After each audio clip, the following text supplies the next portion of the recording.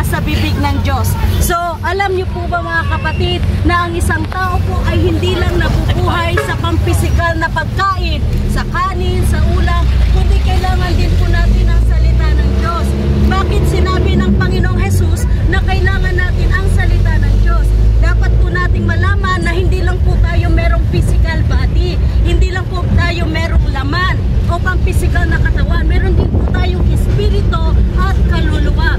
So kung pinapakain po natin ang ating mga physical na pangangatawan para ito ay maging malusog, malakas, maging healthy tayo, dapat din po natin pakainin ang ating mga espiritu, at ang pagkain po ng ating mga espiritu ay walang iba kundi ang salita ng Diyos. Alam niyo po, meron pong nakasulat mga kapatid sa Hope chapter 8 verse 13. Sabi po doon sa salita ng Diyos na ang isang tao ay nawawala ng pag-asa kapag nilimot na niya ang Panginoong Jesus. So ibig sabihin po pala, ang isang tao na nililimot ng Diyos, nawawalan siya ng pag-asa. Yung mga taong may Diyos, sila po ay hindi nawawalan ng pag-asa. Kaya mahalaga po ang salita ng Diyos sa buhay natin. Meron din pong nakasulat sa John chapter 15 verse 5. Sabi po doon ng Panginoong Hesukristo, kung mananatili kayo sa akin, ako'y mananatili sa inyo. Alam niyo po ba na kapag nasa atin ang Panginoong Hesukristo, makakamtan po natin ang mga himala, ang mga pagpapala, higit sa lahat, yung kapatawaran ng ating mga kasalanan ay matatanggap po natin kung nasa Panginoong Hesukristo po tayo. At sabi doon, sapagkat wala kayong magagawa kung kayo'y hiwalay sa akin. Kung tayo po ay hiwalay sa Panginoong Hesukristo, wala po tayong magagawa sa buhay na ito mga kapatid. Bakit po? Kasi yung buhay natin, yung lakas natin, yung mga hininga natin, lahat po ay galing sa Panginoon. Kaya kung tayo po ay hiwalay sa Panginoong Hesukristo, wala po tayong magagawa. Meron din po nakasulat sa John chapter 3 verse 16. Nababasa nyo rin po ito sa mga simbahan.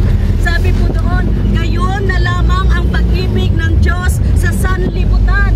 So ibig sabihin tayong mga tao na nandito sa sanlibutan ay iniibig po ng Panginoon. So ibig sabihin wala pong mahirap, mayaman sa paningin ng Diyos. Lahat po tayo ay iniibig ng Panginoon. Ano man ang estado ng buhay natin, ano man ang mga sitwasyon ng buhay natin, yung pagmamahal ng Diyos po ay hindi magbabago.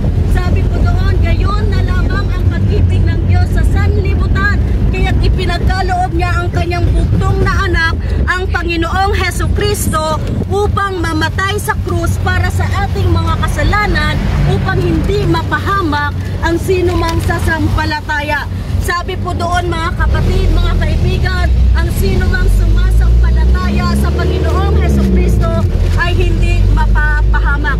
Ibig sabihin, yung mga hindi po sumasampalataya sa Panginoong Hesukristo, yung mga taong nire-reject po ang Panginoong Hesukristo, mapapahamak pala yung buhay nila. Kaya nga mga kapatid, mga kaibigan, ang isang buhay na hindi konektado sa Panginoong Hesukristo ay isang buhay na walang kabuluhan.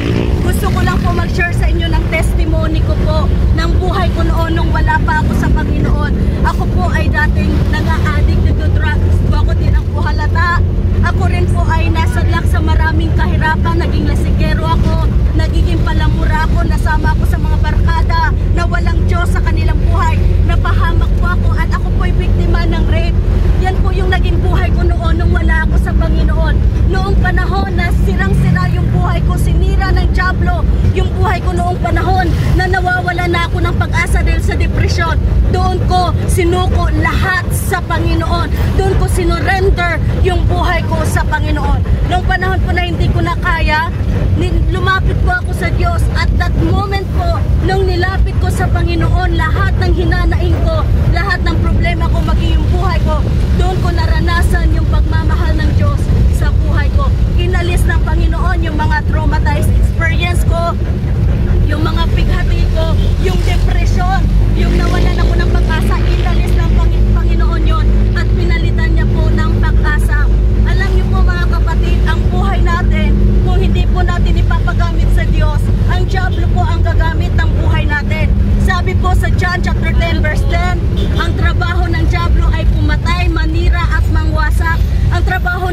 patayin yung mga buhay natin, alisin niya yung mga pananampalataya at pag-asa natin. Pero sabi doon, subalit ang Panginoon ay naparito para bigyan tayo ng isang buhay na masagana at kasiya-siya.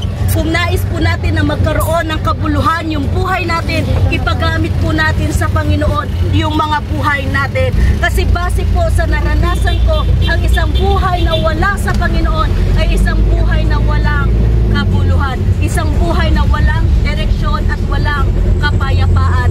Kaya po ito, encourage ko po sa bawat isa, manumbalik na po tayo sa Panginoon. God bless po sa ating lahat mga kapatid. So bababa na po kami.